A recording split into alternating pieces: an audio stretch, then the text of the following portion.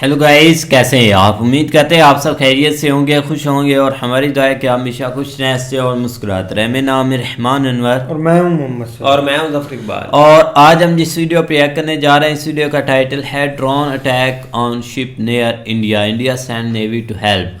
तो देखते हैं वीडियो। अगर वीडियो पसंद आए वीडियो को लाइक, चैनल को सब्सक्राइब ज़रूर कीजिएगा। तो करते वीडियो स्टार्ट। नमस्कार and welcome you to world affairs. मैं हूं Prashant Dhawan. Now recently India के कोस्ट के करीब एक ऐसी घटना हुई है जिसे हम इग्नोर नहीं कर सकते। As a country we should be worried about this कि इंडिया के करीब ये क्या हो रहा है, क्योंकि आज ये हमारी शिप नहीं है, कल को ये हमारी शिप भी हो सकती है। यहाँ पे आप देख पाएंगे, इससे रिलेटेड आपको आर्टिकल दिख जाएगा कि इजराइल लिंक्ड वेसल, एक वेसल थी। बताया जा रहा है कि ये इजराइल का जो कार्गो है ये कैरी कर रही थी, प्राइमरली केमिकल्स वगैरह। तो जैसे ही ये वेसल इंडिया के कोस्ट के काफी करीब आई, अचानक से एक ड्रोन इस पर आक्रमण करता है। ना ये ड्रोन का आक्रमण किस टाइप का था, क्या ड्रोन ने मिसाइल लॉन्च किया है या फिर ड्रोन ही सीधा क्रैश कर गया इस वेसल पर, इस पे अभी प्रॉपर क्लैरिटी आई नहीं है। मगर ये पक्का पता है कि इस वेसल को अटैक किया गया। इस वेसल में 20 इंडियंस भी थे, कई इंडियंस हैं, ये इस तरीके से कार्गो शिप में काम करते हैं, उनकी जॉब होती है ये। तो 20 इंडियंस भी थे यहाँ पर, वो लोग बिल्कुल सेफ हैं, किसी की मौत नहीं हुई। मगर ये अपने आप में बहुत ही चिंता की बात है कि इंडिया के कोस्ट के करीब अब ड्रोन अटैक हो रहे हैं वेसल्स पर। इससे देखिए बिजनेस एनवायरनमेंट बहुत खराब होता है। गुजरात के तट से 200 किलोमीटर दूर कुछ इतना दूर नहीं होता। आप अगर ओवरऑल इंटरनेशनल ट्रेड के हिसाब से देखो तो शिप्स इतना डिस्टेंस बहुत ही आराम से कवर करती हैं। तो इंडिया के काफी करीब माना जाएगा ये। इंडिया के इतने करीब अगर ड्रोन्स अटैक कर रहे हैं तो वी शुड बी कंसर्न्ड, और इसलिए इंडियन नेवी एक्टिव हो चुकी है। इंडियन नेवी ने अपनी जो वॉरशिप्स हैं ये भी भेज दी है। और आपके माइंड में एक क्वेश्चन आएगा कि यह सब किसने किया होगा, किसने इस इजरायली लिंक्ड शिप को एक ड्रोन से अटैक किया है। ना यहाँ पे आप ऐसे कई लोग ये कह सकते हैं, अच्छा ये मोस्ट प्रॉब्ली यमन के हूती रिबेल्स होंगे ना। आपको पता होगा यमन के हूती रिबेल्स लगातार इजराइल पे आक्रमण करने की कोशिश कर रहे हैं। जो भी शिप्स गुजरती हैं रेड सी से, जहाँ पे कुछ एविडेंस मिल जाता है कि वो शिप इजराइल से लिंक्ड हो सकती है, इजराइल की शिप हो सकती है, उसको काफ़ी बार हूती रिबेल्स टारगेट करते हैं। तो मोस्ट प्रॉब्ली वही होंगे ना। वेल प्रॉब्लम देखो ये है, अभी के लिए हम कुछ सर्टेनिटी के साथ नहीं कह सकते। यूके की तरफ से आप अगर देखो, जो यूके मैरीटाइम ट्रेड ऑपरेशंस है उनकी तरफ से एक ये रिपोर्ट पब्लिश हुई है। उन्होंने बताया है कि कैटेगोरिकली कहाँ पर ये वेसल थी, कहाँ पे अटैक हुआ है, बट किसने ये अटैक किया है, कहाँ से ये ड्रोन आया था ना, इसको लेकर अभी कुछ प्रॉपर क्लैरिटी है नहीं। और किसी ने क्लेम नहीं किया है कि हम लोगों ने ये स्ट्राइक किया है। मेरे हिसाब से एक रीज़न ये भी है कि ये स्ट्राइक इंडिया के बहुत पास हो गया ना, तो जिसने भी अटैक किया है वो थोड़ा सा आप कह लो झिझकेगा क्लेम करने से कि हमने ये अटैक किया है, क्योंकि इंडिया एक बड़ी नेवल पावर है रीजन में। ये लोग चाहेंगे नहीं कि इंडिया जैसा अभी के लिए फॉर द टाइम बिंग, इस केस में जो हम एक स्लीपिंग जाइंट है, सडनली हम जाग जाएं और हम यहाँ पे एक्टिव हो जाएं। तो अभी तक किसी ने रिस्पॉन्सिबिलिटी क्लेम करी नहीं है। बट मोस्ट प्रॉब्ली जो रीसेंट इवेंट्स हुए हैं उनको अगर हम देखें तो मोस्ट प्रॉब्ली या तो हूती रिबेल्स होंगे या फिर ये ईरान भी हो सकता है। ईरान पर भी आरोप लगे हैं पिछले कुछ महीनों में कि ये लोग इजराइल की जो शिप्स हैं, इजरायली लिंक्ड जो शिप्स हैं, उनको किसी ना किसी तरीके से टारगेट कर रहे हैं ताकि इजराइल को इकोनॉमिक लॉस हो। और अगर यहाँ पे आपका एक क्वेश्चन ये है कि ऐसा क्यों किया जा रहा है, तो इसका सिंपल आंसर है इजराइल हमास वॉर। देखिए मिडल ईस्ट में, प्राइमरली आप कह सकते हैं इस्लामिक कंट्रीज में, इजराइल हमास वॉर आज के समय ना एक ह्यूमंगस इशू बन चुका है, क्योंकि 78 डेज हो चुके हैं ये वॉर थम नहीं रही। और कई रिपोर्ट्स, अगेन देखो ये रिपोर्ट्स प्राइमरली आ रही है from Egypt, from Saudi Arabia और कुछ हद तक कतर। ये लोग क्लेम कर रहे हैं कि जो इस्लामिक कंट्रीज हेल्प करना चाहती हैं फिलिस्तीनियों की, उनकी हेल्प भी काफ़ी बार इजराइल ब्लॉकेड कर रहा है या फिर अड़ंगे डाल रहा है, ऑब्स्टेकल्स क्रिएट कर रहा है। तो इस वजह से देखिए इजराइल के प्रति आक्रोश बहुत है। और इस आक्रोश का मैं आपको एक एग्जाम्पल दिखाता हूँ। रिसेंटली मलेशिया कंट्री ने ये ओपनली अनाउंस किया कि जो भी इजराइल लिंक्ड शिप्स ही होंगी, मतलब कि इजराइल की शिप्स तो छोड़ दो, अगर कोई शिप है वहाँ पे इजराइल की शिप की को ओनरशिप है, कुछ एक लिंक मिल गया कि इस कार्गो शिप का ना कहीं से कुछ लेना देना है विद इजराइल, उसको ये अपनी शिपिंग लेन से ऑल टुगेदर बैन कर देंगे। क्यों? रीज़न ये कहते हैं फिलिस्तीनियों के अगेंस्ट बहुत ज़्यादा क्रुएल्टी दिखा रहा है इजराइल। ऑल्दो आप अगर मैप पे देखें तो यहाँ पे अगर मैं आपके साथ जूम इन करूँ, ये यहाँ पे आप देख पाएंगे ये हमारा प्यारा भारत हो गया और मलेशिया यहाँ पे है। और मलेशिया ऑफ कोर्स ये जो शिपिंग लेन कट करने की बात कर रहा है, इसका प्राइमरी रीज़न है क्योंकि ये जो यहाँ पे आप देख रहे हैं मलक्का स्ट्रेट, इसमें मलेशिया का एक बहुत ही बड़ा स्टेक है। मलेशिया और इंडोनेशिया ये दो कंट्रीज़ हैं, ये दोनों आप कह सकते हैं प्राइम ओनरशिप रखते हैं मलक्का स्ट्रेट की। दोनों कंट्रीज चाहें तो इस स्ट्रेट को बंद भी कर सकते हैं, तो इजराइल के लिए ये बहुत बड़ा झटका था। और एक एक करके मैं देख रहा हूँ बहुत सारे इस्लामिक कंट्रीज हैं, उनकी जनता ही वहाँ पे उन पे प्रेशर डाल रही है, सरकार पे प्रेशर डाल रही है कि आप इजराइल के अगेंस्ट कुछ एक्शन लो। उसके रिस्पॉन्स में कल को यूएसए कुछ करता है, यूरोप कुछ करता है, वो हम झेल लेंगे। बट अभी के लिए ना आप इजराइल को पनिश करो, शिपिंग लेन्स ब्लॉक कर दो, बिजनेसमैन की हेल्प मत करो, इनकी इन्वेस्टमेंट्स रोको। तो एक जेन्युइन मैं देख पा रहा हूं इच्छा है इस्लामिक कंट्रीज में कि इजराइल पर इकोनॉमिक प्रेशर डाला जाए ताकि फिलिस्तीन पे जो आज के समय किया जा रहा है ये रुक जाए। नाउ यहाँ पे आपका क्वेश्चन होगा कि इस पर्टिकुलर केस में इंडिया को क्या करना चाहिए। देखो, हमारा मेन ऑब्जेक्टिव ये है कि इंडिया के आसपास की जो ग्लोबल शिपिंग लेन्स हैं ये ओपन रहे, फ्री रहे और सेफ रहे।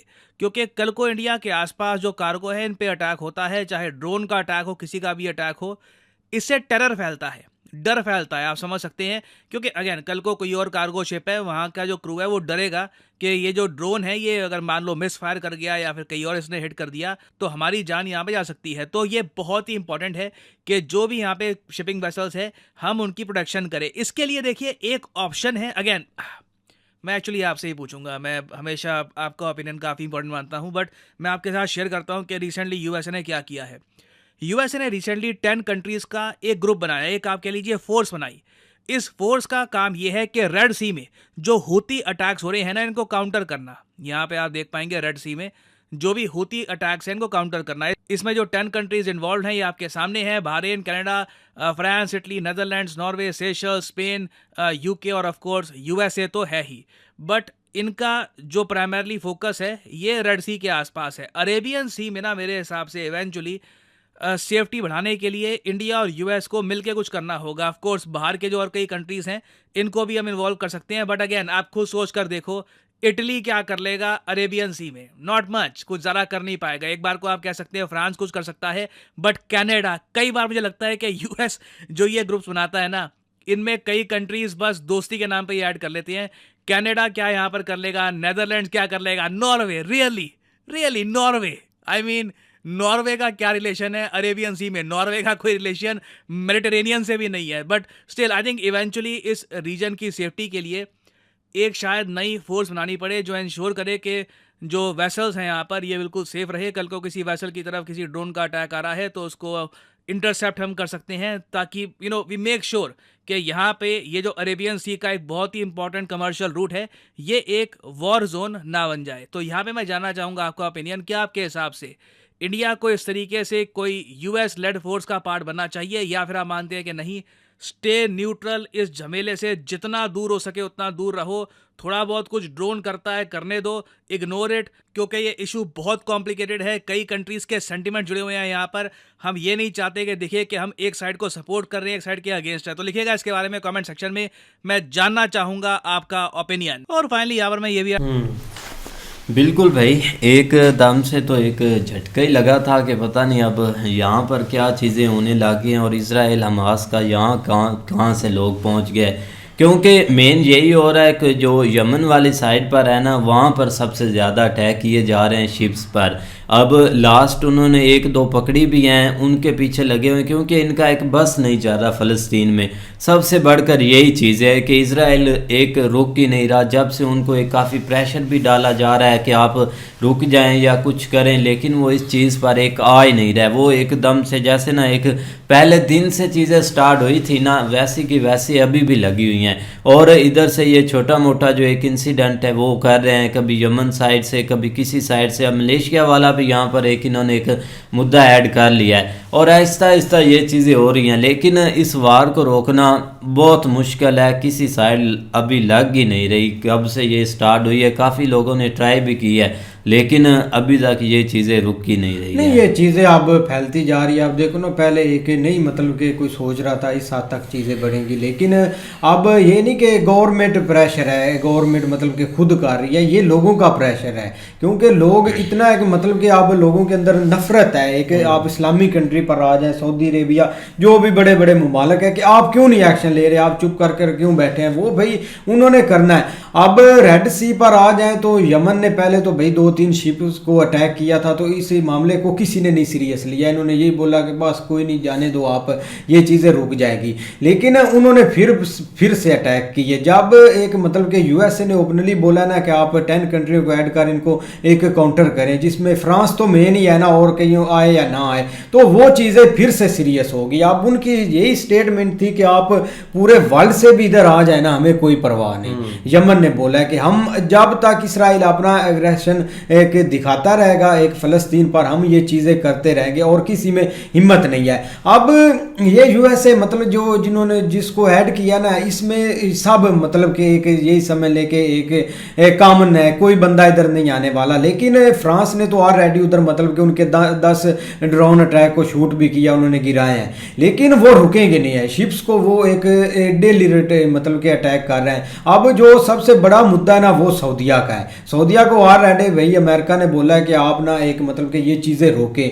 अब सऊदीया नहीं रोक सकता, क्योंकि सऊदीया और ईरान की सुलह हो चुकी है, और पहले मतलब कि एक सऊदीया और यमन की जंग इतने मतलब के सालों तक चलती रही है, उन्होंने भी सुलह की। अब सऊदीया ने क्या किया हुआ था, इन्होंने एक बैन किए हुए थे इनके एरिए, एक मतलब कि उन्होंने हर एक सिक्योरिटी आपने लगाई हुई थी इनके कुछ टापुओं पर, ये मतलब कि ओपनली एक शिप्स नहीं ले जा सकते। अब वो सऊदियों ने पूरी मतलब कि पाबंदी हटा दी है। अब अमेरिका ये चाहता है कि सऊदीया जो चीज़ें उन्होंने मतलब कि पहले बैन की थी ना, वो फिर से बैन करे, क्योंकि उन्होंने आज़ाद इनको कर दिया है। अब सऊदीया नहीं करता, सऊदीया बोलता है कि हमने नहीं करना, चाहे जो भी हो जाए। एक बैक वो राब्ते करते हैं एक अमेरिका के साथ, एक हर चीज़ होती है, लेकिन वो ओपनली नहीं बोल सकते, क्योंकि अगर वो ओपनली बोलेंगे तो हर चीज़ एक सारी फिर कंट्री इनके मतलब के सऊदीया पर कंट्रियां नहीं ना, आम अवाम भी यही बोले, अवाम भी नहीं, कंट्रियां भी जुड़ जाएंगी यार, आप कैसे ये एक ओपनली कर सकते हैं। तो इसलिए भाई अब यमन उनका टारगेट है, लेकिन अमेरिका अभी तक कुछ कर नहीं पाया अभी रेड सी में। तो ये बहुत बड़ा वो मुद्दा है कि मतलब कि उठता जा रहा है। मुझे तो लगता है कि यमन ने कुछ ड्रोन वगैरह एक यूज़ किए होंगे। नहीं, बिल्कुल ऐसी है, लेकिन अभी तक जिम्मेदारी तो किसी ने नहीं ली, ना ही मुझे लगता है किसी ने लेनी है। कौन लेता है? हाँ, क्योंकि उसकी वजह है कि फिर वो एक इंडिया के साथ तकरीबन रिलेशन तो इन कंट्रीज के सब के बेहतर कह लें कि अच्छे हैं। तो एक जो है ना वो मतलब एरिया क्रॉस करना भी एक अच्छी बात नहीं समझी जानी कि इन्होंने ये जुर्रत कैसे की कि आप हमारे करीब आके इस तरह की कोई एक्टिविटी करते हैं। लेकिन दूसरी तरफ देखा जाए तो लोगों का इस वक्त फोकस यही है कि रेड सी वाला जो मामला है ना, वो अब बहुत ज़्यादा जो है ना वो हाइपर क्रिएट कर रहा है, क्योंकि कोई भी शिप अगर वहाँ से जाती है, क्योंकि मेन वहाँ पे इंट्रेंस है, वहाँ से ही आगे जो है ना वो सारी जो है ना वो तजारत का रास्ता है। तो इसलिए जो है ना वो कोई एक अच्छा साइन नहीं है वर्ल्ड के लिए। और इन्होंने ये जो सीन अब क्रिएट किया ना, इसका काफ़ी इम्पैक्ट पड़ना है एक वहाँ की तजारत के ऊपर, वहाँ के लोगों के ऊपर।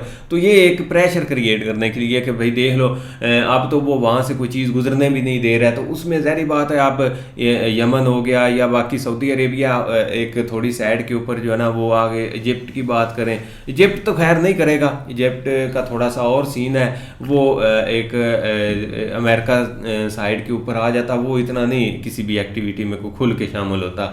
बाकी ये कि दूसरे कंट्रीज ज़्यादा जो है ना वो यमन होती जो है ना उनके ऊपर ही है कि वो नहीं गुजरने दे रहा है। तो मामला तजारत वाला ख़राब हो रहा है, वो इसलिए कि आप जो है ना वो मतलब एक इसराइल को रोके। इसराइल अभी तक तो भाई किसी की नहीं मान रहा, वो दिन ब दिन बल्कि आए दिन डेली बेस के ऊपर कोई ना कोई ऐसी कैजुअलिटी जो है ना वो सामने आ रही हैं, क्योंकि उनके अंदर जो गुस्सा है ना वो अभी तक ठंडा नहीं हो रहा। वो एक अपने लोगों को बचाने की हद तक अभी तक कर रहे हैं, जैसे उनको एक कंफर्म हो जाना कि अब हमारा कोई बंदा उनके हाथ में नहीं है, तो उसके बाद उन्होंने एक बड़ा जो है ना वो एक्शन लेना है। लिहाजा ये सीन थोड़ा सा ठीक नहीं था, और हो सकता सकता है इसकी जल्दी कोई ना कोई रिपोर्ट सामने आ जाए, और अब हो सकता है कि नेक्स्ट इस तरह का कोई सीन हो भी ना, क्योंकि अब जिस तरह एक्टिव हो गई है ना इंडियन नेवी, क्योंकि पहले पता नहीं था कि वो इस हद तक, क्योंकि उन्होंने अपने हिसाब से चीज़ें मेंटेन की होती हैं, लेकिन जब एक इस साइड से ऊपर कोई मामला होता है ना, तो फिर उनको थोड़ा एक्टिव होना बनता भी है। अब देखो आगे क्या होता है। फिल वक्त के लिए ये अच्छा हुआ कि भाई कोई कैजुअलिटी नहीं हुई, वहाँ पे लोग थे, जाहिर बात है इंडियन थे वहाँ पे, हाँ वो इंडियन साइड है तो उनके अपने ही बंदे। नहीं, ईरान ओपनली भाई उनको सपोर्ट कर रहा है, इसमें कोई शक नहीं। पहले तो पहले दिन से है ना, वो नहीं वो यमन में तो उनका पूरा इंटरेस्ट है ना, कि पूरी फुल सपोर्ट होती है इनको हूतियों को देने के लिए। बाकी मिलते हैं नई वीडियो के साथ, तब तक के लिए गुड बाय, टेक केयर।